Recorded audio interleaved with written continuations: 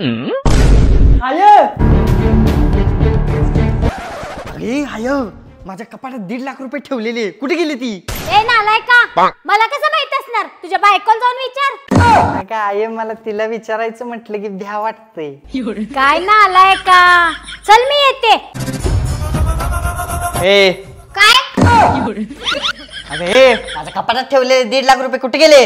अहो ते मी काय ते मी सांगत होते का नाही तुला? तुझी लग्नातच गुण ओळखलेली मी. 100% पैसे तिच्याकडेच असणार आहे. अहो आई ऐकून तर घ्या. काय ऐकून घ्या? तुझ्यावर एवढा विश्वास ठेवला मी, तुझ्या जीवावरती मी कपाटात पैसे ठेवतोय, सोनं ठेवतोय आणि तू?